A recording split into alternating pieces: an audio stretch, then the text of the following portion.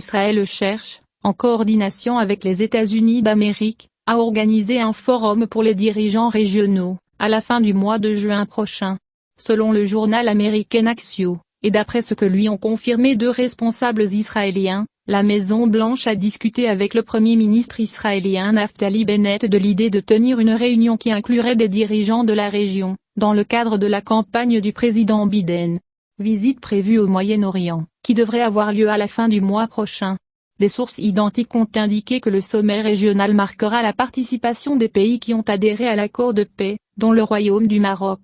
L'idée d'organiser un sommet entre Biden, le Premier ministre Naftali Bennett et au moins un dirigeant arabe a été évoquée lors d'une réunion du conseiller israélien à la sécurité nationale Eyal Olata avec son homologue américain Jake Sullivan, le mois dernier, selon Axios, citant responsables israéliens. La même source a précisé que la proposition en est encore à ses débuts et qu'il n'est pas clair si la conférence se tiendra en Israël ou dans un autre pays de la région, ou même si elle se tiendra du tout. Cependant, l'objectif est de réévaluer les résultats du sommet du Negev, qui s'est tenu à Sde-Boker en mars dernier, lors du premier rassemblement régional de ce type qui a réuni les ministres des Affaires étrangères d'Israël, des États-Unis, des Émirats arabes unis, de Bahreïn, Maroc et Égypte. Une équipe avancée de l'administration Biden est arrivée en Israël plus tôt cette semaine en préparation de la visite du président à la fin du mois prochain, a déclaré un responsable proche du dossier au Times of Israel, ajoutant que la visite comprendra également une escale en Cisjordanie pour rencontrer avec le président de l'autorité palestinienne Mahmoud Abbas.